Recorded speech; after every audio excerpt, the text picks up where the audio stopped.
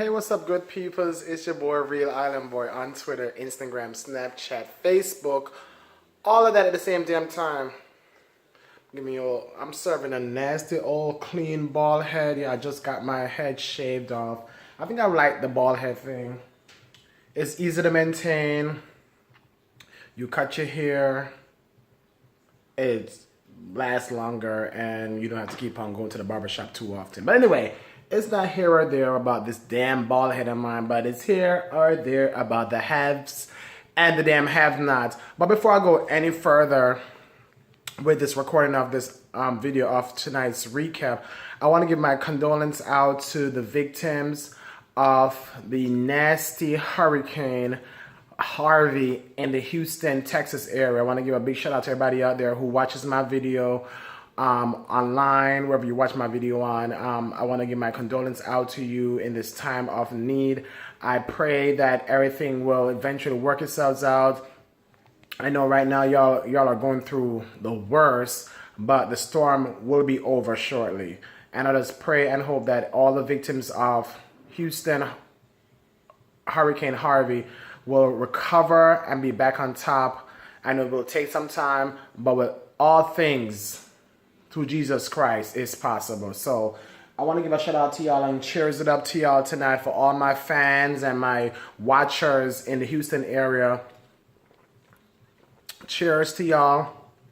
And speedy recovery with everything with the hurricane that's going on. And if y'all out there want to donate and show y'all support to the Houston victims, please visit the websites that are, what I want to say, I don't want to say in a bad way, the websites are really truly giving back to the Houston victims and helping them out, okay? Not the ones that are just help and about just want to, have a GoFundMe page and all that stuff, but the real websites like the Red Cross of America and other websites that are out there and organizations willing to help the victims, get back on top with some good help. Okay, so make sure you support and pray for Houston right now, because they really need our help right now in the time of disaster.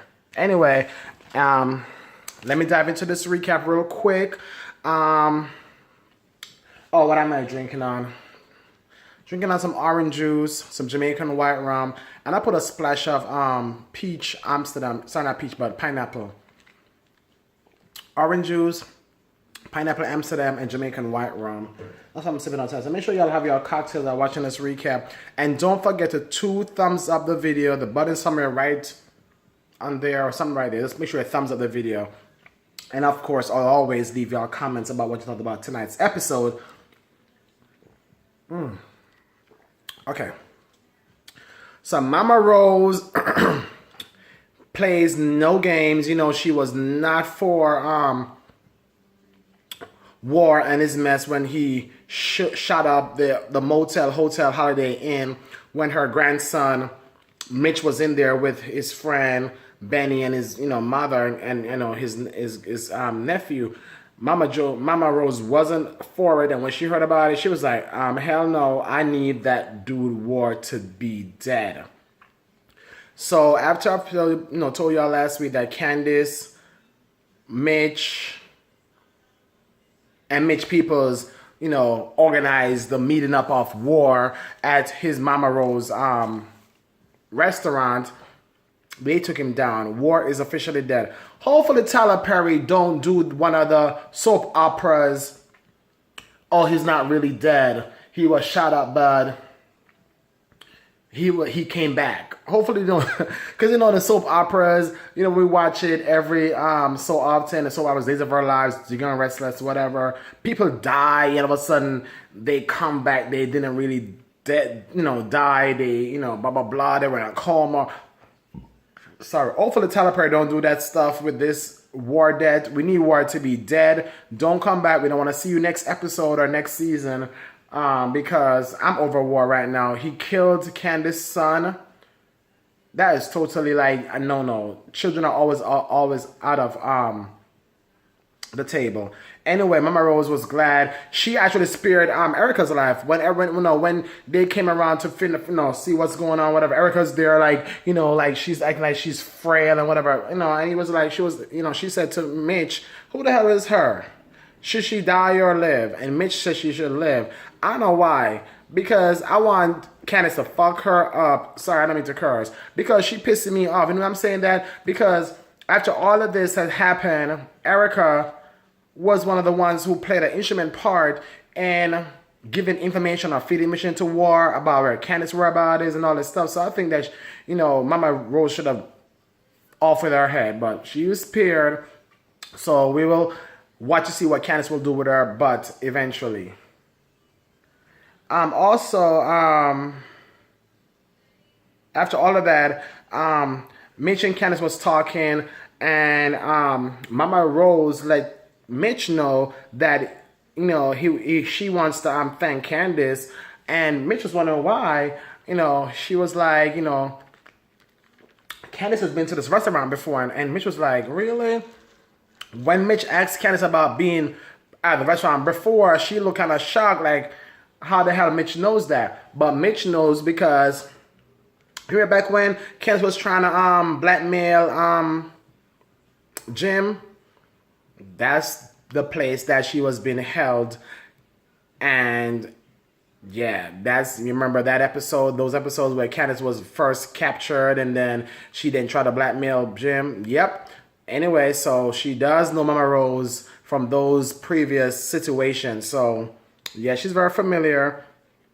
Anyway, Benny is finally out of jail. His mom came and picked him up. I guess Catherine Cryer gave Hannah a BMW. It seemed like she pulled up in a BMW tonight, a blue BMW, to pick up Benny from the jailhouse. I'm like, that's a nice car, Hannah. Hannah is so, like, I don't know what you call it. Hannah is so, like, she gets help and she doesn't want to take it because she has so much pride. Shit, give me a damn car, no matter what make or model it is. Once it's the up and running car and it's newish, I'll take it. Hannah, she's having so much pride. After all of that, Benny and her started trying to pray and stuff. Hannah was like, she's not for it right now. She's so, like, emotionally drained, it seems like. But Benny and Hannah finally went home. Not really home. They're staying with Catherine right now. And after they went to the house, Catherine let her know that, hey, we need to start finalizing stuff as for your grandson's funeral. And Benny was like, we need to get Candace on it because that was her son. Hannah is so not Team Candace, and she was like, where was Candace when he was alive? Now you want to involve her. Now he's dead. I understand what Hannah is saying. However, it's the last chance for her to be involved in some kind of way in her child's life, and it's going to be at the funeral. So let her be involved in some kind of way, Hannah. Let her be actually at the funeral, if at anything. Just let her be at the funeral. She's not for it, but Benny is really wanting her to be there. Benny actually called her, inviting her to meet her at the funeral home. And next week we're going to see chaos at the funeral home. Oh, I can't wait for that. So David and Erica, after Erica got away, I guess she called David, because David is her, what do you call it? David is her boo / whatever. She called David. David came over there like, what's wrong? Is everything okay? She was like, yeah, I just need to get away. I'm like, what lies is this girl gonna tell now? So Erica told David, well, first of all, he saw like a blood, I don't know if it's blood or when somebody hits you in the face, you have that little black and blue bruise kind of mark on your face. She has and David was taught that Veronica got to her and messed her face up. But that wasn't the case. Her face was messed up because she was in that, crossfire stuff with War and, Mitch people. So she lucky she didn't got way more than that on her face. So she told David that her fiance, who was trying to marry her, is abusing her. I'm like, girl, you picked this lie out of nowhere. I know you're not no engaged. I know we don't have, I never see you talk to no damn boyfriend or fiance. You've been scheming for a long time. You've been Joanne scheming for a long time, finding rich men and scheming them out of their money, you and Candace. So I don't know how you want to tell David now all of a sudden that you have a fiance that is abusing you and don't want to let you go and let you be because you don't want to be married to him or you don't want to get married to him. Girl, you so lie. I can't, the lies. Anyway, after all of that, David's like, I'll protect you, whatever you need, whatever. She's like, I just need to get away from this area. They was like, well, pack your bags and let's go. She packed the suitcase. It's one suitcase. She's been staying in this hotel for a long time. She only has one suitcase, I guess. So she and David left. I don't know where she's going to go with David. But anyway, she left the hotel. Obviously, that same hotel that everybody stays at. Everybody's at that same hotel. Next scene, Melissa's mom. I said, Melissa's mom brought Melissa home. Not home as in Melissa's mother's home. Melissa home, which is over Veronica. And I guess Jeffrey lives there. She brought Melissa home and telling Veronica that, oh, she'll be off no more trouble, you know, and Veronica is like up in the girl's face saying that, oh, you gave us a scared. You need to make sure that you don't do this again. We want to have a healthy baby. And Melissa's mom is so a mess. Melissa's mom is using her own daughter as like a pawn.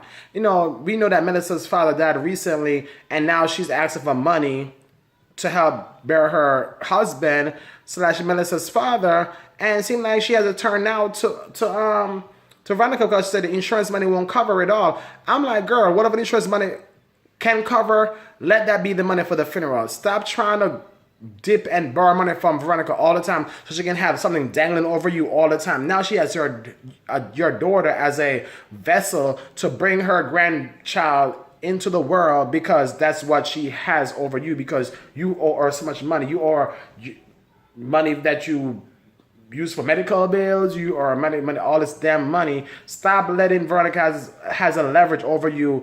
Melissa's mom, I don't know what her Melissa's mom name is. And then after Melissa's mom left, she dragged Melissa upstairs to tell Melissa she needs to clean these sheets. After Melissa's cut her wrist or whatever she cut and was bleeding almost to death and left and went to the hospital for days, you want to tell me that Veronica could not have somebody throw them comforters either out in the trash or got them nice and, you know, cleaned at the cleaners and stuff? You want to tell me that you want to have Melissa come back and clean these sheets and clean the mattress? I'm telling Veronica, you are out of damn order, and I don't like the fact that you're doing that. Melissa should not have came back from the hospital fragile, cleaning no damn bloody sheets and a bloody mattress. Charles and Candace scene came up soon after.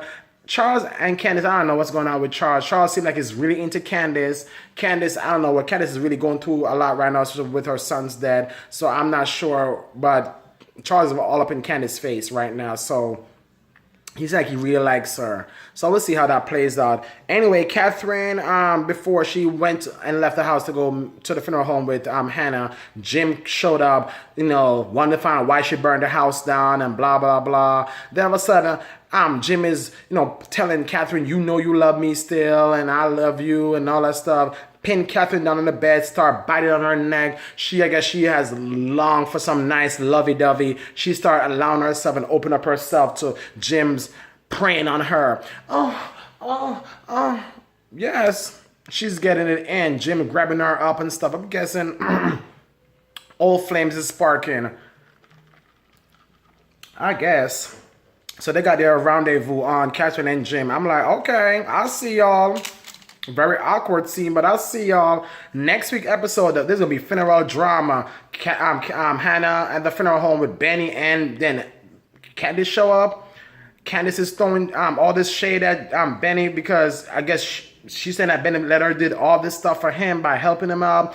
David and Erica is, I don't know, moving fast. They want to move in together. I don't know what's going on. And then Jim and David and Catherine said they need to get their story straight because stuff is coming up soon about this issue with the Jennifer Salas case. And Jeffrey and his father is talking about his mom threatening him and what they can do to whatever with Veronica. I can't. Make sure you tune in next week for the haves and the haves not. And don't forget to catch my recap here on Rasta Boy TV. Follow me on social media, Real Island Boy. And I'll see y'all next week for another recap. Bye and good night. Peace.